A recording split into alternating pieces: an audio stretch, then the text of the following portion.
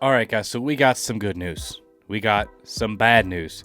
We got some exciting news, man. We got all that in injury updates. George Pickens, T.J. Watt, Rashod Bateman, quotes from Cam Hayward, Calais Campbell, reunion possible, man, all that and much more. So welcome in to another episode of Ravens Reports. It's your guy Noah here with For the Flock. As always, bringing you guys our top 5 news reports and storylines coming out of our Ravens today. I absolutely love you guys and appreciate y'all, man. Let's go ahead and dive into the content. I'm so fired up for this game on Saturday, 4:30, M&T Bank Stadium with the division on the line. Mike Tomlin versus John Harbaugh. Mike Tomlin thinks he has Lamar Jackson's number, and Lamar Jackson's about to have none of it, man. I'm so tired of all the trash talk from the Steelers fans, and I just want to see the Ravens go out and absolutely dominate this football game, and I think that's exactly what they're going to do. Getting bold and gutsy here, man, but I think the Ravens are going to win by at least a comfortable 2 scores here in this football game. Let's go ahead and dive into the content. At number 1, we got some bad news. Let's get that out of the way. Rashod Bateman popped up on the injury report, was not at practice, and he was seen in the locker room in a walking boot. That is not good, my friends, because we were just talking about how dominant Rashod Bateman has been over the last few weeks, specifically last week against the Giants, the legit deep threat weapon that he has emerged as for Lamar Jackson, and Lamar Jackson saying he trusts him as a number 1 type of wide receiver. Rashod Bateman, man, great route runner, can beat man concepts, can sit down in zones, can run past the defense. He's a huge loss if he can't go against the Pittsburgh Steelers. My biggest concern, however, is just that it's not a season-ending injury, man. We need Rashod Bateman for the playoffs. Ravens got Pittsburgh on Saturday, then the Texans a few days later on Christmas, but then there's a 10-day break for the Browns game and then the playoffs. So maybe Rashod misses the next 2 games. He'd have all that time off plus the 10 days before the Browns, get him in some game action before the playoffs, man. That's just my optimism kicking in here. I'm hoping that Rashod Bateman is nothing serious because guys have been in walking boots before out of caution. Hopefully it's not a serious re-injury of that foot that he's had linger over the last few seasons, man, because Bateman, healthy this year, has built some chemistry with Lamar and has been a legit weapon. If Rashod Bateman can't play, it's getting a little thin because Nelson Aguilar would be the wide receiver 2 in that scenario. He's not even cleared from concussion protocol yet. So Nelly and Bateman both in jeopardy of missing this game. Zay Flowers would be available, and then it would be Tylan Wallace as your number 2, Tez Walker as the number 3. You'd probably have to bring someone up from the practice squad, whether it's Dayton Wade or Malik Cunningham or one of these other receivers, because it's getting pretty thin at the receiver position. However, it is very good that the Ravens have 2 elite receiving tight ends in both Mark Andrews and Isaiah Likely. Another good aspect of this is that this came, right after Tez Walker got a little boost of confidence. You know what I'm saying? Tez Walker with his first NFL reception was a NFL touchdown, and I'd like to think that he's getting more reps with Bateman not being in practice. Tez Walker was a 4th-round draft pick, very electric speed, can stretch the field, so definitely someone to keep your eye on as well. At number 2, while we're talking about injuries, let's talk about the Steelers side of things. T.J. Watt was practicing today, limited fashion, but if you guys see some of the clips, man, he does not look 100%. He looks like he's gingerly kind of cautiously moving around on that ankle, does not look comfortable in my opinion. George Pickens also. George Pickens, it was reported by Ian Rappaport that he probably won't strap up. He missed the last 2 games with a hamstring injury, but there's a clip of him running, doing individual work off to the side, not like a full football participant in actual practice, but doing individual work. And in my opinion, if you look at his face right here, kind of makes this look like looking over, like nods his head a little bit. To me, he's saying, no, this ain't right. That's the way I judged it. I don't think George Pickens is going to play in this game, and if he does, I don't think he's going to be 100% blazing down the field like he normally would be if he was 100%. At number 3, Mike Tomlin has had Lamar Jackson's number, and here's what Dan Orlovsky had to say about Mike Tomlin, how they're going to play the Ravens, and just the confidence that Mike Tomlin wants the ball in Lamar's hands. Lamar's going to have to make him pay for that, man. Take a listen. Won by Baltimore if Lamar plays his best game. Absolutely. This is not a Derrick Henry game. Correct. This is the X's and O's of it. Pittsburgh is going to put an extra person down to the football, and they're going to say, you're not going to run the ball on us. We're not going to allow you to be two-dimensional. We want you to be one-dimensional. I honestly believe, in my gut, Mike Tomlin wants the ball in Lamar Jackson's hands. He wants him to feel that pressure. He wants him to kind of play to the style that they force Lamar to play. And I don't think that Mike Tomlin, again, I don't want to put, he 100% respects him, but he thinks he's got his number. He thinks there's a certain style of play, to Teddy's tape, that compression of the pocket, that he can control the game. He does not want to play with two safeties deep and say, Baltimore, run the football on us. So with the Steelers playing a lot of that single high, a lot of blitzing, there will be opportunities to throw the ball downfield, specifically outside the numbers. With Rashod Bateman in jeopardy of missing this game and Nelson Aguilar possibly missing this game, that makes it a little bit more concerning. However, we know Zay Flowers can win down the field. Tez Walker certainly has the speed, the talent for it. So it's not like that aspect will be completely eliminated from the Ravens' arsenal.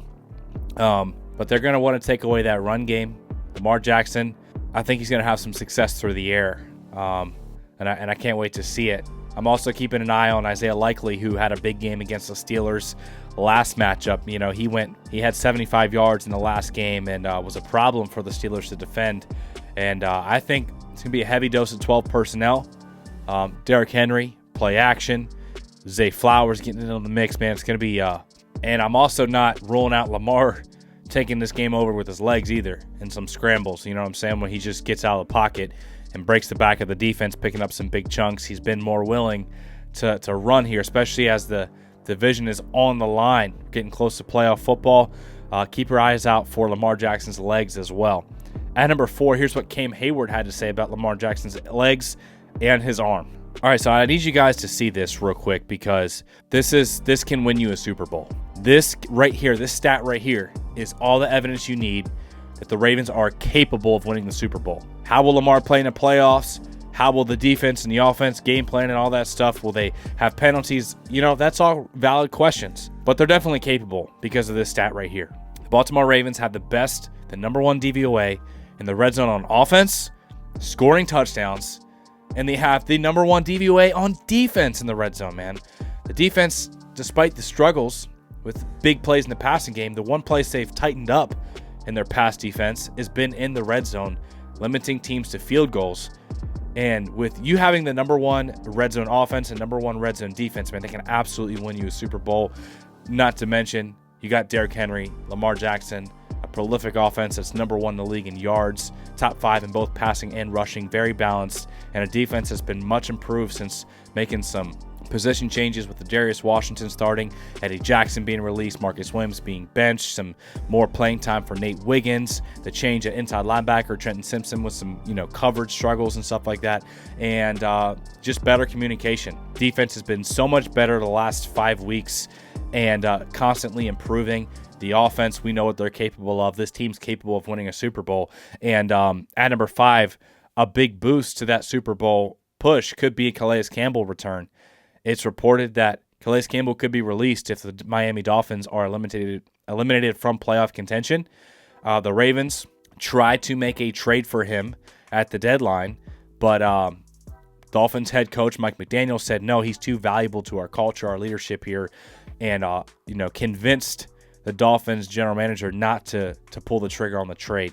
The Ravens defensive line is already very stout with Travis Jones getting healthier, Michael Pierce now back, but Calais Campbell as another 3-tech type of guy that can get after the quarterback and has been playing very well this season, would definitely be a welcome sight here in Baltimore. He knows that the Ravens want him because they tried to trade for him. Calais Campbell, familiar with Baltimore, and he also knows they're very capable of winning a Super Bowl. If he's released due to Miami being eliminated from playoff contention in order to try to get the 38-year-old veteran a chance at a Super Bowl ring out of courtesy for him, look out for the Baltimore Ravens, man, to pull the trigger on that move because they already wanted him, tried to make a trade for him. And another reason the Ravens can win a Super Bowl, man, is Lamar Jackson. He happens to be the best player in the world right now. You can look at the stats or whatever, but I'd rather you just take a listen from Mark Andrews, his teammate, and talking about the record he just set for the most touchdowns in franchise history. Just take a listen to Mark Andrews on Sirius XM NFL. None of us play the game for individual records, but very, very cool. And just can you talk about what it means to you? Yeah, Alex, you're 100% right. It was, in the moment, all I'm thinking about is just winning the game, winning in New York, and didn't even really think about the touchdown record, but just grateful for the fact to be drafted to this organization and to be around the guys that I've played with, with Lamar, the linemen, everybody plays a part in something like that. So I'm extremely grateful and blessed to be a part of this amazing organization and to have done that. And, just looking forward to continue to pave my way and help make this team win some games. Mark, can you just talk about kind of the offensive identity? I mean, you guys are so versatile. Obviously adding Derrick Henry and the ability to run the football and, the ultimate weapon in Lamar back there. But just kind of like offensive identity, is that something you guys take pride in being versatile, and kind of the Swiss Army knife, so to speak? Or is there something you guys think you can hang your hat on and potentially how that matchup plays out this week with the Steelers? That's a great question. I think that we definitely take pride in being able to do a lot of different things. And at the end of the day, it all goes through number 8. We have the best player in the world, and he's playing at such a high level and making great reads. The game feels really slow to him. And it's just been a pleasure to be able to play with Lamar. But at the end of the day, we got guys all over the board. And the beautiful thing is to be able to spread it around, do different things, and really take advantage of whatever the defense is giving us. And that's been a fun aspect of this year. All right, guys, so big question marks for Rashod Bateman, but also on the other side for George Pickens and T.J. Watt. Those are their two best players on both sides of the football there. And even if they do play, they're probably not going to be 100%. I think the Ravens get a comfortable win here, man. Let me know all your thoughts in the comment section below. I love you guys. Appreciate y'all, and we'll see you in the next video.